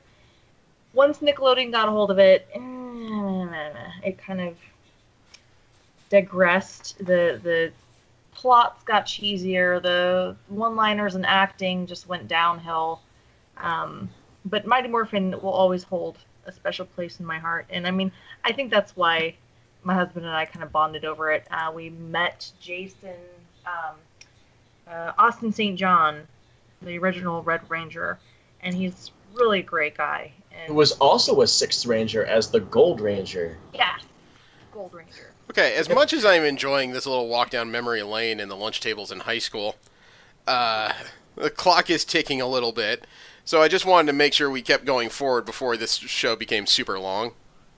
A quick footnote on what we're talking about. It should also be pointed out that on May 1st, Saban sold Power Rangers to Hasbro for $522, and they're hoping to include it into their Hasbro Continued universe. Nice. Great. I will look forward to Power Rangers fighting Transformers soon. Mm-hmm. Yeah, that'd be cool. The subject of this week is Batman White Knight. This is a mini-series that DC put out recently that has a very different flavor when the Joker is trying his best to save Gotham City. That was not a typo. I think this began in late 2017. No, actually, I think it was all contained in this year. The art and the writing was both done by Sean Murphy, as well as all the covers. The colors were by Matt Hollingsworth, and the letters were by Todd Klein. This is a very strange story that, when you read the solicitations, it sounds like they flipped the script. The Batman is the insane one. The Joker is well medicated and trying to save Gotham City. But once you get into the bones of this, it both is and is not more complicated than that. Yeah, just like the surprise that we encountered with Wildcats, or was it Wildstorm last week, Mm-hmm. what I got was very different from what I expected. I fully expected this to be an Elseworlds story, very cut and dry, where somehow the Joker was the hero of Gotham and Batman was the insane villain. And from issue 1, it was very clear that's not the case at all. As a matter of fact, in the very first pages, we're getting a traditional Batman story where Batman is chasing a clearly insane and villainous Joker. Can I mention, though, how brilliant Sean Murphy was when during the Joker trying to lead the Batman through the streets, the Batman's rolling through this Batmobile that spits flames from its front wheel wells, which is a little bit ominous, but the Joker is outracing them on a hoverboard. Is it a hoverboard? Yeah. I thought he was on a Vespa. No, it's a two-wheeled hoverboard. Well, I think, and with comics, and especially even with this series, a little bit of suspense and disbelief is going to be necessary. And now I'm looking at it, and you're right, it is definitely a two-wheeled hoverboard. I mean, Joanna, I'm super curious to get your take on this because in the past couple episodes, we've pretty much determined that you are anti-Joker. You do not enjoy the character, but he was a major piece of the formula of this. What did you think initially? Okay, I'm gonna, say it's a trap. That's what Batman was thinking. Like, you guys are stupid. He's up to something. This is a lie. I was with Batman on this, and it was an interesting take. I was okay with it being Joker centric. It was. I like the stories about the Bat family. So when there was kind of background on with Nightwing and Batgirl, kind of dealing with their interactions, because Nightwing and Batman, have been butting heads for a while. Yes. And then they work in similar fields, but not together anymore. I liked to see that, and I kind of wanted to see more of that in the story and less of, okay, Joker's up to something. What else is new? I want to start by saying that the art, which, again, the art and the writing was done by the same guy, but Sean Murphy towed a pretty careful line. When I saw the first pages for this story, I wasn't sure I was going to like the art, but the further you get into it, the further I like it, because he has this almost scratchy style that doesn't get over-textured or anything. Everything is pretty clear as to what you're looking at. But I think the art was almost very purposeful in that he was trying to blur the lines between the Joker and the Batman. Mm-hmm. And the purpose for that becomes clearer the further you get into the story. The other thing I will note is that I love his takes on the characters in this. He managed to make everybody recognizable, but somehow came out with new looks for every single character throughout this story. Yeah, and that's difficult. He did, and I have to say that one of the things I really enjoyed about the art in this is how detailed it really was when it came down to vehicles. I swear to God, this book, I know it's about Batman, I know it's about Joker, I know it's very much about their supporting characters and their importance, but this book really felt like a love letter to Batmobile fans. Yeah. Every single Batmobile I can possibly think of was in this book. Yeah. From the Dark Knight Returns, the Batman the Animated Series, the very first Batmobile that was introduced in the early 40s, all those Batmobiles were in this. And the fact that they even used the 89 Batmobile as a plot device in this. Yeah. It was well done. I enjoyed that part of the story for sure. I was going to say the tempo of the first issue is a little bit. It's not up and down. It's just. It starts out in a format that you would expect if you read the solicits at all. The main crux of the story is that when Batman finally corners the Joker, Batgirl is there, Nightwing is there, Commissioner Gordon, Renee Montoya, I forget the name of that acerbic detective, Bullock's there, a number of cops, and the Joker says he's got medication that he can take so that he can prove that he is the person that Gotham needs instead of the Batman. So Batman takes the pills out of his hand, opens the bottle, and pretty much shoves the entire bottle into his mouth, covers it so he's forced to swallow, and then the Joker is left drooling, foaming blood. And this is where it takes a more of a contemporary feel, because you have almost the instant revelation and justice of cell phone video on full display here. Batman's brutal tactics are immediately filmed and posted online. Yeah, goodness knows, if cell phones were around in the 1940s, superhero comics would not exist. Nobody could keep a secret. This is quite true. But it already creates the questions in the first issue as to whether or not Batman has gone too far, or whether or not he was ever actually what the city needs. And the further the first issue goes, the first issue can be a little bit of a grind once you get past the Joker being drugged, because it's a lot of, not exposition, but world and scene building, and a lot of dialogue. Yeah, it's I hate to say this, but this book is really going to be kind of hard to review. We are talking about 8 issues, but there's so many aspects of this book that span the entire 8 issues, and especially issues 7 and 8, where a lot of shit really goes down. Well, we may try and keep it to the 6 that was originally solicited, because we are running a little bit longer than I expected. Okay. But the first issue, the Joker is now a fully medicated Jack Napier who's declared his intentions to fix Gotham City somehow, and as you can imagine, nobody believes him for very obvious reasons. This man, if he isn't the Joker now, was the Joker, and you don't know when he's coming back. But it also reveals the fact that, well, what we all knew to be true, which was the fact that Joker was a genius. Mm-hmm. So what do you do when you're a sane genius? And that's exactly what Napier does. Napier goes to work securing his own legal case. Right. That didn't surprise me so much. Issue 1 had a couple of notable moments, but I didn't think it had any surprises. Issue 2, though, started off with a huge surprise when Napier went to one of his old hideouts and he's greeted by Harley Quinn. Mm-hmm. And Harley Quinn is just very nonplussed that this very normal man with Joker features has appeared in front of her, and she takes to actually beating the crap out of him and trying to force him to not take the pills and release the Joker somehow.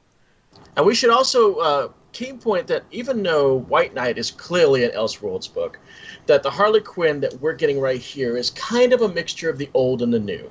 She's not the white-skinned Harley that we've got right now, but everything else holds true to the New 52 Rebirth Harley. She's, what do they call it? A psychotic cheerleader. Yeah, she's more the contemporary version that people have come to know from the Suicide Squad movie. Right.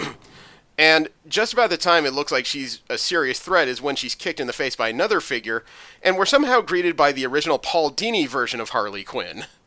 Both existing at the same time, and already my brain was spinning in this series. I wasn't sure what I was looking at.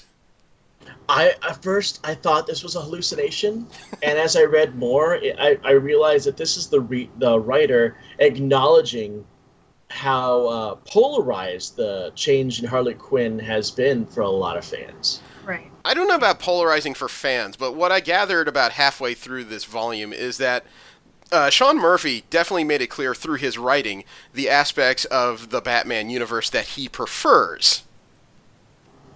He did pick and choose a few things and brought them to the fore that he seriously likes. Mm-hmm. And he doesn't appear to be a fan of the modern version of Harley Quinn. That is very evident. Although, as the story progresses, you see that he hasn't thrown the character away. He's just put her in a different light. Mm-hmm. The revelation that Bruce Wayne is working with Victor Fries to come up with a cure both for his frozen wife Nora and for Alfred at the same time. Wow. That took a while to bounce around my head, not because I couldn't contemplate it, but just because this is a really different tack. Let alone the idea that Bruce Wayne is willing to take off his mask in front of anybody just throws me for a loop. But that also tips the hat about how serious he really is taking the situation. Mm-hmm. I mean, we are talking about Alfred, which is the heart of the Bat family, and clearly Bruce Wayne's best friend. Yeah. So taking his mask off in front of a villain, that doesn't surprise me in light of the situation. Okay, and about the middle of issue 2 is when they reveal why there's two Harley Quinns, and I didn't expect it to be such a sad story. I mean, you know, when she explains that the Joker's obsession with Batman became so extreme, it was obvious he loved his kind of anti-bromance relationship with Batman more than he loved her. She simply left, and he never noticed. Right, and then they continue on the story. I think, was it issue 3 or 4? I think it was 4 when they introduced Marion Drews' history. Yeah, where they start explaining the fact that, and I know we're kind of jumping back and forth here, but for the context of what we're talking about here, we find out that she's a bank teller at a bank that Joker is robbing, and he simply just points the gun at her and says, "Harley, help me bag this stuff up." And his psychosis just takes over. He keeps calling her Harley, he hands her a suit, and just continues on like nothing has changed. Mm-hmm. And she's so damaged that this recognition from this psychotic man is the happiest that she's ever been, even though she's fully aware of how unhealthy it is. Yeah. I really didn't... I've been a fan of the Harley Quinn character up until about the New 52. When they started monkeying with everything, I kind of fell out of it, and then the Rebirth version, I'm okay with, but I still feel like it's a little weird. And don't get me started with the DC cinematic. I can't even begin with what's going on in there. I hate what they've done to her. No. But this is another thing where Sean Murphy kind of picked and chose his versions of bad history, in that Harley Quinn, yes, she's a little off her rocker, but a lot of people keep forgetting that this character is a psychological and pharmaceutical genius. Yeah. Yes. And this plays so heavily into the story. I can't believe just absolutely how central old Harley Quinn turned out to be in this show, or this series. And I like the fact that she was recognized for that. There's a lot of people gloss over the fact that she was a doctor before then, because they're so wrapped up in the goofy Paul Dini antics of Harley Quinn.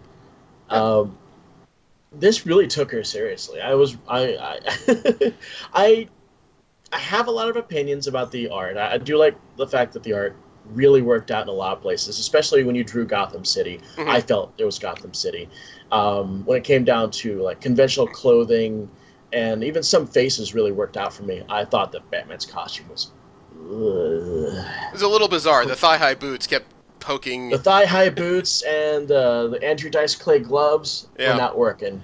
They were not working at all. His version of the original Harley Quinn modernized, though, with the red pants, the dark jacket, the giant round red sunglasses, and the short blonde bob, which the character has really never rocked in any particular version. I was impressed. He for lack of a better term, he almost took the character and made her grow up. Yeah, he did. And I like that part of it. That's what he did for all these characters. He modernized them without completely losing them. It was really impressive where he went with all this. And the plot on how Jack Napier took over all the villains was very simple, but it was close enough to DC where I looked at it and said that shouldn't be possible, but let's see where this goes. Yeah, it was brutal as hell. Having them all snort Clayface. Not snort, drink it. He put Clayface dust in the tequila after he jabbed Clayface with a bunch of the Mad Hatter's cards and used his mind control hat device. Yeah, you're right. So I have the imagery of them powderizing him. So I kind of like the idea of Jack Napier putting out lines of brown stuff and saying, "Here, snort this." I did see poor Clayface. What remains of him and his humanity is a spinal column, a brain, and a couple of eyeballs. He's like and RoboCop the tongue, 2. though. The freaking tongue. The tongue was so ridiculous. I wasn't sure whether to laugh or cry at that image. Oh my god. There's a lot of things about this series as we go into quickly turn into issues 3 and 4. Oh, one of my favorite things had to be at the very beginning of issue 3 when the newer Harley Quinn, we still hadn't learned who she was yet, had decided that she wanted the Joker back, but until she gets him, she's going to stand in and completely changes her look. That's actually my very favorite part of this whole book is the transformation of new Harley Quinn into Neo Joker. Yeah. I bet you, just like Batgirl before her, we're going to see a lot of Neo Joker cosplay here in the next year. I kind of hope so. It was a very striking design that both homaged the original character she wanted to ape, but had a very unique take on it, as well as... again, we still don't know who this character is, and I was convinced as soon as she put this on, she's going to get beat up and killed before the end of this issue. But she maintained throughout the book, and she showed that she has her own very dangerous mind in her. She's a lot more serious than I expected, and I think it has a lot to do with the fact that the makeup that she's wearing has her very broad-mouthed. The gesture is narrow and slightly downturned. That you get the impression that this woman means business. Oh, if it wasn't for the purple corset, I'd almost swear she was a Neo Crow. Yeah. Joanna, I'm really curious to know what you thought of this character. I actually thought it was a good kind of counterpoint for the Joker trying to do something good, and then she's like, "No, you're not the real Joker. You don't want to do it, I'll do it." So she was kind of reviving the spirit of the Joker, Mhm. kind of reshaping it. It was pretty interesting. The fact that she goes and digs up uh, all kinds of fun stuff, all Yeah. kinds of trouble. Yeah. Uh, just makes it kind of like, okay, there's some thought and there's some process behind the insanity, Mhm. which makes her dangerous, Yeah. like a real dangerous threat, not just that, oh, I'm gonna color the pools blue or green or whatever else, I'm Mhm. gonna I'm gonna actually be a threat to life, kind of. Yeah, I understand where you're coming from. I honestly thought during issue 3, before the end of it, I was like you. I thought maybe that the Joker was playing some kind of long con, but I still wasn't absolutely sure. Because during this book, he did play a con by using all these combined villains to attack the police force and Batman and his family, while the whole time he's using it just to steal records from somewhere. Right. And then he takes the library that he just built for Backport and basically uses it as a prop for its destruction, Yeah. further cementing what a menace to not only the people of Gotham, but man, to the infrastructure. Because you find out later that Gotham has a $3 billion Batman destruction budget per year. Yes. And it should be noted, though, that when you said Backport, some people may not know. I didn't know that Backport existed. It is a section of Gotham towards the wharf that tends to house poor and minority individuals. Right. As a matter of fact, one of the talking heads in the news show that's inside this, well, no, it wasn't one of the talking heads. It was one of the rich assholes at Wayne's party that calls it Blackport, and Wayne quickly corrects him. Hmm. You With know, his fist. and the assault was so bad, Batman was left battered and bloodied, and he needed his Batmobile to go on autopilot to get him back to the cave, and he collapsed in front of Alfred, who's still bedridden, who had somehow managed to get the freeze tech cables that were keeping him alive and get them transferred to Wayne, effectively ending his own life. Which was kind of scary because I was afraid we were going to trip back into Dark Knight's metal territory. Half of those weird Dark Knights, the evil versions of Bruce Wayne from the Dark Multiverse. Dear God, I hate that story. Anyway, a lot of them involve the death of Alfred, and always seems like that was the way that a lot of writers tend to take Bruce Wayne when they want to make him completely mental. I thought that was the way it was going to go, but fortunately the grief wasn't, I wouldn't say mild, but it wasn't overwriting like it is in a lot of the more contemporary Batman stories. Yeah, I thought that's where they were going to go with it on here too. I was like, again with the Alfred death. I mean, Yeah. haven't we suffered enough? Yeah. Yeah, Alfred almost seems like the woman in fridge scenarios always apply to him. Mm. And the other thing that came out was during the grieving process, the conversation between Nightwing and Batgirl. I had to say, I really liked how Murphy brought Barbara Gordon more into the fore because again, this is a case where he pointed out something that's a weakness in the regular DC stories of Batman, is that Barbara Gordon, regardless of whether she's Batgirl, Oracle, or just herself, she ends up in the middle of all this crap between Bruce Wayne and his family, and she just tends to accept it, unfortunately. She's Yeah. always the mediator and she's always the peacekeeper, and this time she just kind of bashed their heads together. All right, stop. Go to your corners. You know, it's this is the issue in the series that actually I started buying into it. When I say buy into it, I actually saw, wow, maybe Batman really is a problem. You know, after I heard about the Batman Destruction Fund, and I saw how easy it is now to provoke him, because at least 2, maybe 3 times in this 8-issue series, you see Batman actually lash out or strike people out of anger or frustration. Mhm. I mean, the first time, of course, is when Nightwing punches his buttons about his dead parents, and then you see him lash out in frustration when he's talking to Harley Quinn, trying to explain to her, I believe in you tapering or helping me deal with Napier, you bringing him down. But I just don't understand why everybody doesn't listen to me. This is the long con. You know what, though? I had a long conversation with a group of people about what the nature of a hero is and what the villain is. Basically, what makes up both of them, And the list for them both is surprisingly similar. Generally, you would need a above average stamina, strength, determination, willpower, intelligence. You know, you need a lot of things that cross both borders pretty well. But the thing is, the one item that really differentiates a hero from a villain is pretty much acceptance. If you can get the populace to accept what you're doing, you're a hero. If you can get the populace to reject what you're doing, or if someone else makes them reject you, you're the villain. And when it comes down to it, both Batman and Jack Napier are both willing to break the law to do better. It's just a matter of which one is accepted at which point. You know, Right. Jack Napier stole records not because he was looking to blackmail Gotham like I thought, but because he was honestly looking for the answers no bureaucrat would give him as to why things are the way they are, just like how Batman breaks a law by, you know, jumping into private property, going through someone's files, and finding the answer he needs to finally expose criminality. Right. And then, of that- course, the... Go ahead, Jeff. Oh, sorry. I was gonna say, and that makes you start to question what you know about Batman, and then it's interesting because it puts that kind of little shadow of a doubt in the reader's mind.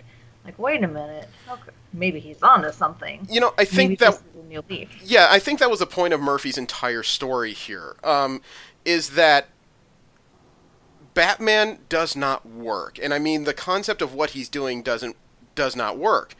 He exposes that through the entire eight issues here, slowly, over the given time. And when you start to apply that to the regular DC universe, you have the same general problem. Batman's been in existence since about 1946. Has anything really gotten better in Gotham? Yeah. And I have to say this, the narrative of this book never bored me. And I get bored fairly easily, especially when we're dealing with a character I don't really care much about. Yeah, in case I you don't can't really tell, care he's much bored about- right now. I mean, geez. There was something about this that just kept me going. You know, I just kept reading. I was never bogged down by large exposition or unnecessary conversations or anything else. Everything seemed to matter. Yeah. You know, there was no throwaway elements in this. If they introduced something to the story, there was a payoff, and I really appreciated that. Actually, I wanted to ask you about late in issue 3 here, Casey, because I know you're interested in Batman and the Signal. You know, Duke Thomas, this new character who, to me, looks like the, you know, helpful decoy you send out when you need somebody to get punched while you're sneaking around.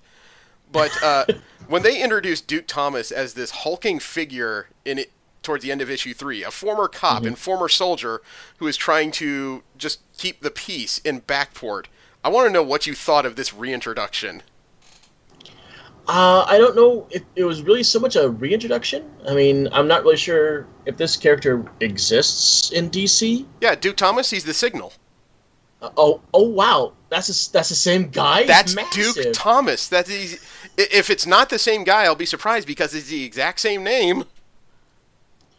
You know what? With the production schedule on the Signal has not been consistent. Mhm. The first issue came out, and then the second issue was solicited 4 months later.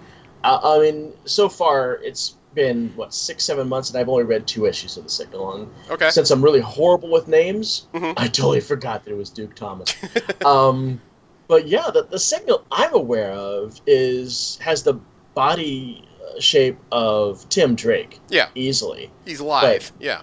This guy is Luke Cage.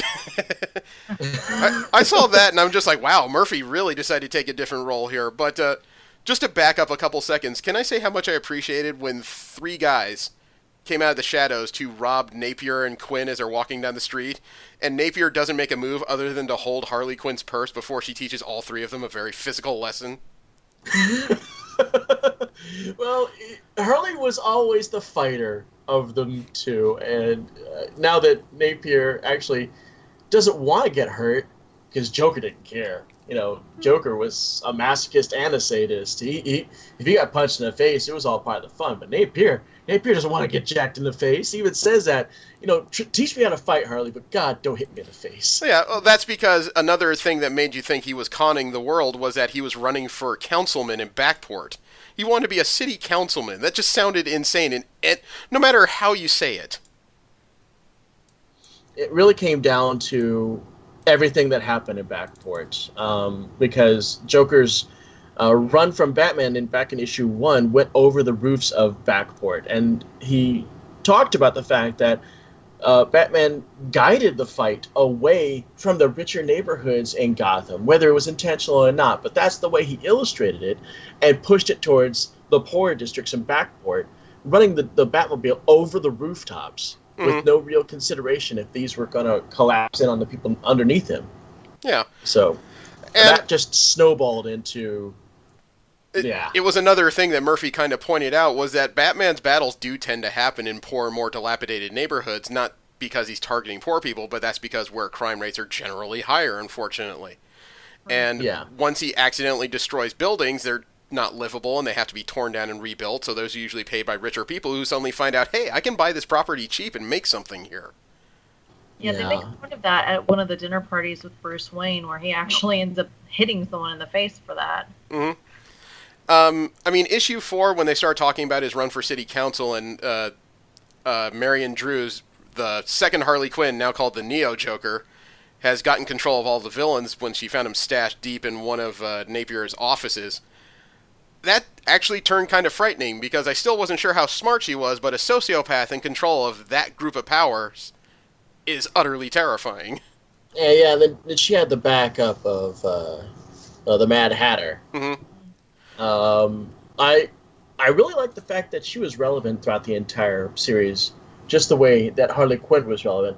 And the more I think about it, the more I'm thinking that, this is a story about Joker. This is a story about Batman, and what was necessary to break this crazy stalemate between them. But this was really a story about the supporting characters, about the Batman family and the people that surrounded Joker. Well, yeah, I mean, when the combined villains attacked Gotham PD, Jim Gordon was knocked from the roof by the bat signal being thrown at him. Batman catches him out of the air. They stop and have a talk next to the shattered bat signal. And, when Gordon basically tells him, I've had enough, and when he's walking away and says, isn't this the part when you magically disappear? It's like, damn, Murphy's just hitting every stereotype about Batman and saying F it all. Yeah. But it works. It does work. I was suitably impressed. And, when the next part of the Joker's plan is to take the money in the Batman Destruction Fund, the $3 billion a year, and basically create a hybrid force of Gotham's best police officers, vigilantes who agree to work with him, and basically soup up vehicles, give them pseudo-Batmobiles, and better training and equipment. There's something absolutely brilliant about that. Yeah, and Go ahead, Joe. I thought it was cool that they integrated it, and that I believe it was Nightwing that joined them. It was Batgirl initially, and she brought Nightwing with him, which was how I think Napier predicted it, and he was absolutely correct. It was interesting team up there. By the 6th issue, I had gotten exceedingly frustrated with Batman because they hit so many points that totally make sense.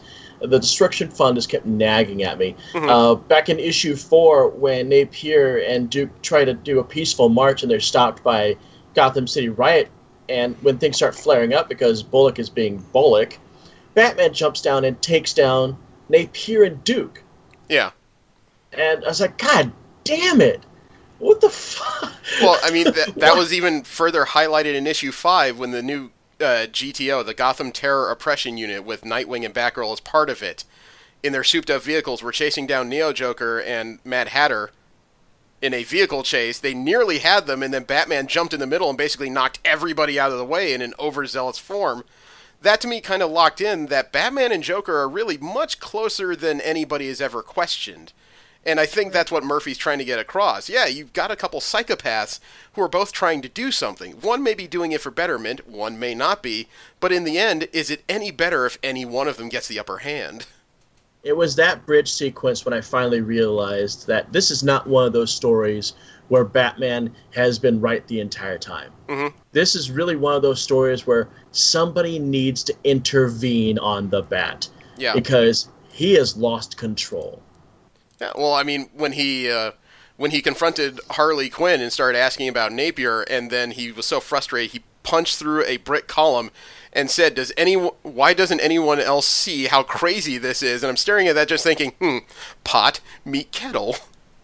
Right, exactly. He calls Joker unstable, but then he's punching this column in front of her. Okay, that's not stable either. Yeah.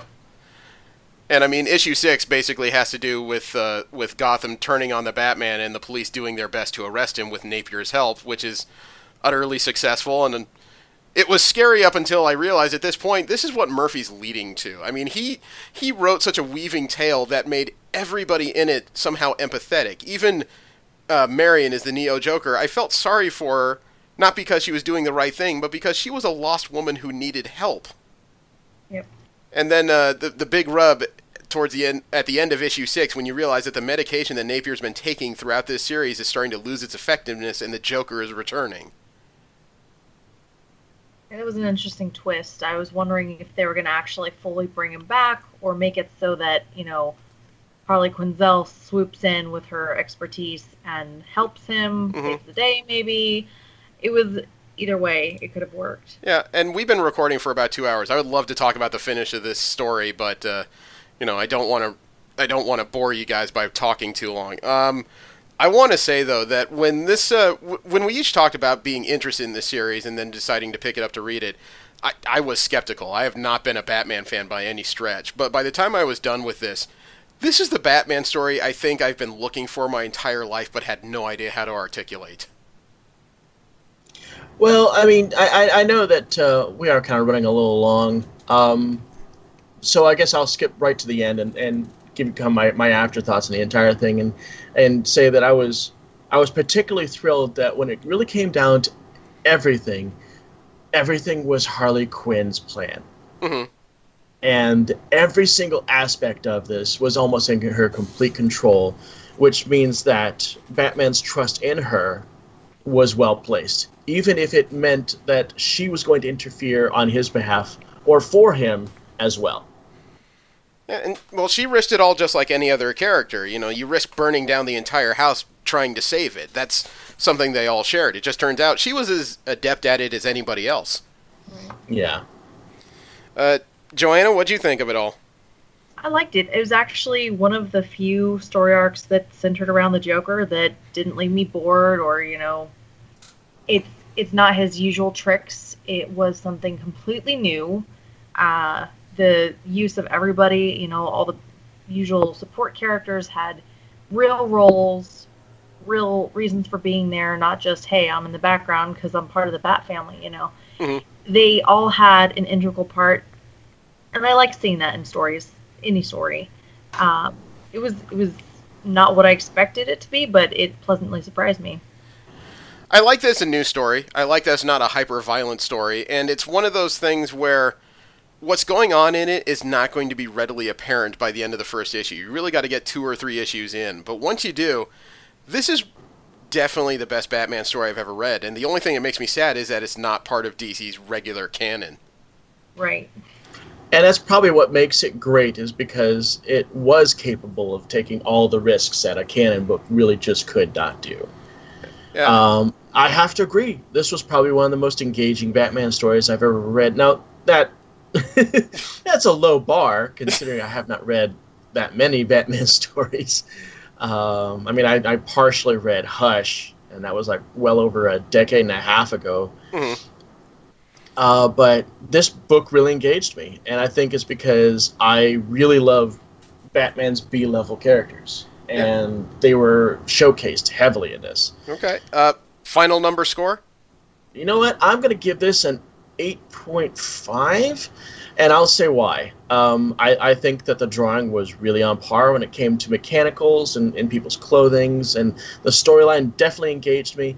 I couldn't tell what Barbara and Dick were wearing until issue 6. Okay. So he can't draw superhero costumes very well. I thought they were really poor. But when it came to female characters, he did a lot better. Like Barbara's Batgirl costume, when it was visible, was really cool. I really liked the way that Neo Joker looked. But Dick, and even especially Batman at his thigh heights, nah. So yeah, 8.5 for me. Okay. Joanna? I think I would actually give it a solid 9. I liked the story, the setting, the world creation, the fact that these characters all had an integral part. I liked the new spin on the Neo Joker. Mm-hmm. Just, it had familiar elements in unfamiliar settings, and that just intrigued me. It really did. Okay. Um, I think it was about everything I was looking for. The art style is not my favorite, but the more I read it, the more the art really integrated into the story, and it came together very well. He was going for something not quite noirish, but definitely a dark story that kept you guessing. And I think he almost purposefully left some of the features ambiguous because it was like the story. You're not sure who the hero or villain is until the last couple issues. Uh, in addition, I really enjoyed the story and how it was laid out. It wasn't exposition heavy. At times it was a little dialogue heavy, but again, when you have a mystery, you need information to figure it out. The only thing that stops it from being perfect for me is that it does take some patience to really get into the story. You almost think it's typical, but after 2 or 3 issues, it really develops. So I would say it was a solid 9 for me as well. I think that's about it. What do you guys think of the next thing we read being the death of the mighty Thor? That's this the one with Jane Foster, am I right? Yeah, it's the end of her story. I think it's a big benchmark, and Jason Aaron, he had written the mighty Thor since she came in, and he's still writing the current volume of Thor, Odin's Son, that opens next month, as well as the Avengers. Okay, that's a good pick. I have wanted to see how Jane Foster's story has panned out, because I have to admit I didn't read any of it. So I mean, I've read the synopsis of how she ends. I'd like to see how it was executed. Right. Yeah. All Okay. Yeah, I'm fair with that. There was another candidate that I wanted to put in for this, but it'll of course come to me as soon as you stop recording. Obviously. So I guess we'll do it. We'll do it 2 weeks from now. Okay. Well, thank you very much for tuning in. We will be back next week with the death of the mighty Thor. Have a great one. I am Jeremy. I'm Joanna. And this is Casey. Scratching his beard. Thank you very much. Have a great one.